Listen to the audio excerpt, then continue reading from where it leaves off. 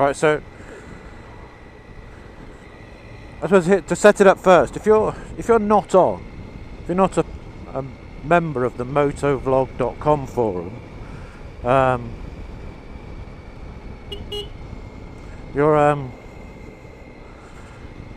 you should be, because it's it's not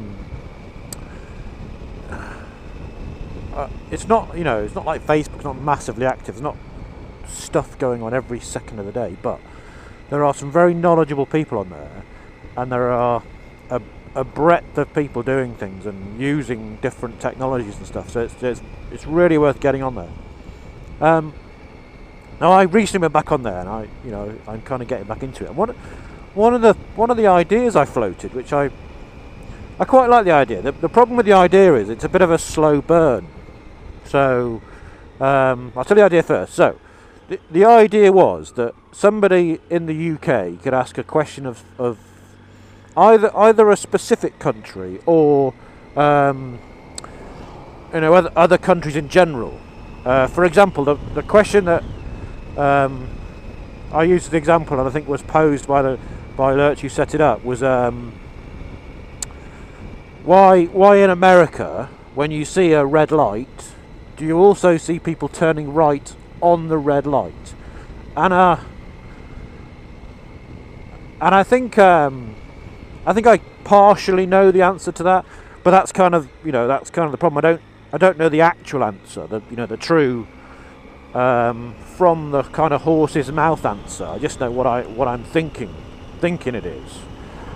And so the idea was to ask a question to get somebody in that country or wherever you've asked the question to answer the question with a vlog, not just on the forum, but actually post a vlog. So it potentially puts you in front of more people with your vlogs. It also gives you an idea to do a vlog, so we're always looking for stuff to talk about. If you haven't got a commute into central London every day, you may be struggling for content, so this is a way to maybe get some ideas to do content. So that was the thing. And because it's a slow burn, I then thought, well, maybe what we need is the reverse of that as well. So instead of just posting on a forum the question, you pose the question with a kind of supporting vlog. So out of nothing, maybe out of a question, you've got at least two vlogs. You've got the person asking the question with his vlog, and then hopefully at least one response from the community. So that's a setup. And I like the idea, but then again, I like all my ideas. Yeah, that's a setup. And the biggest concern for me is that it is, it's potentially up to a week turnaround before you get a response. But you could. So I'm going out today, and I'm probably gonna maybe ask two questions. So I'm going to make two vlogs in one trip, and maybe do a bit of shopping as well. Yeah, so I've been sent out to get some black bean sauce, and I believe there's a place that sells black bean sauce right next door to the big bike superstore in Swindon. I'm fairly sure that's the only place where you can get black bean sauce, so that's where I'm going. Yeah, that's why.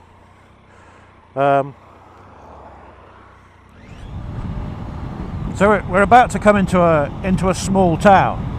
So I'm gonna talk about probably the most important road user there is. Everything stems from this person. There is nobody more important. Sadly, I think there are not many people who share my view on this, but if we geared everything to the most important person, the pedestrian, there I said it, the pedestrian, then everybody else benefits. So I'll kind of tell you why. So what you have to remember is that the bike and the car and the carriage and the horse weren't using roads before pedestrians were, before humans were. We were, pedestrians were there first, and everything is geared towards them. Now in the UK, one of the things that I know when I was learning to drive was drummed into me was that pedestrians have right of way, regardless. It doesn't matter the situation. Apart from maybe on a motorway, pedestrians have the right of way. So if you're turning into a junction and there's a pedestrian crossing the road, they have the right of way. You have to wait for them to move. You can't. Well, obviously you can't. Drive through them. But yeah, pedestrians are king, and here in the UK there are a number of things that protect pedestrians. There's one coming up now. This is a zebra crossing. So these markings on the floor mean that a pedestrian can step onto these at any time they want to, and you have to stop. So as you approach those, you have to be going at a reasonable pace. I've got lights here coming up. These are solely for pedestrians. So they touch the button on that little box there. You'll see the boxes. We have these boxes on traffic lights that pedestrians click, and they get told, they're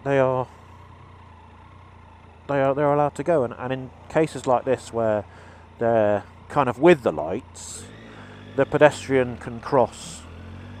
At the same time as the cars are being stopped. But a lot of the time, like the one we've just gone over as well, they work independently. So you get a pedestrian presses the button. If there's a space, it'll stop the cars for them. So you are taught, and you should be at all times, kind of getting ready to stop for a pedestrian. And there are some places that are taking it, kind of I wouldn't say the pedestrianisation, but the protection of, I can't say protection. There are some places that are protecting pedestrians, and it's becoming kind of a bit of a science.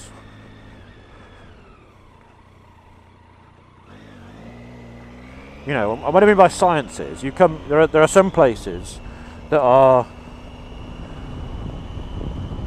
I suppose, trying to trick drivers into thinking that they need to be more wary of pedestrians, but by removing any lines, any pavement, any stuff like that, so like a shared highway, so there's no kind of delineation between where the pedestrian can go, where the car can go. And I suppose the issue with that is that works out really well if the car drivers give a shit about pedestrians. And I think the problem is that not everyone shares my opinion of how important pedestrians are. And and if you understand that pedestrians are the most important people, then I suppose it retrains your brain to go, well, actually, I may be in a car or a lorry or a bus, but actually I am the least likely person to be injured if we have an accident, so I have to give way to the people that are most likely to be injured in an accident, rather than the attitude of, I'm the biggest, get out of the bloody way. Which I suppose is, that's the way, that's the way the whole thing's designed. So I'm on a motorbike, that's my horn. If I was in a truck, a big massive truck that no one could miss. My horn's massive. If I'm on a bike, little tiny push bike, you know, with no crumple zones all over my body, I have a bell. You know what I mean? I suppose the way we're going, the way we're thinking, is geared towards, you know, vehicles, you know, cars, lorries and stuff. So we're all becoming less considerate. We're all improving our bubble, so we don't have to think about the people outside our bubble. And I think, you know, I think as bikers would be a lot safer if people gave more of a shit about pedestrians. So getting back to the, you know, how the motovlog.com thing works, this is the point where I would say, you know, what's the attitude of your country towards pedestrians? What's your attitude towards them? You know, how are they kind of treated? Yeah, and then you know, if you want to post a video about how you treat pedestrians, obviously no one post a video of, you know, somebody torturing a pedestrian in a cellar, because that would be weird. But you know, just general stuff, you know. Yeah, but I suppose in summary, in the UK, the pedestrian, I suppose, is king. Well, let's say the pedestrian is king. Let's imagine the pedestrian is king, but during a kind of French Revolution style setting. Yeah, so they should be the king. Everyone should be kind of, you know, thinking about them, but they're not. Yeah. Did that sound right? Yeah. Right, over to you, your impressions of the bloody pedestrians. Or the Mark 1 pedestrian.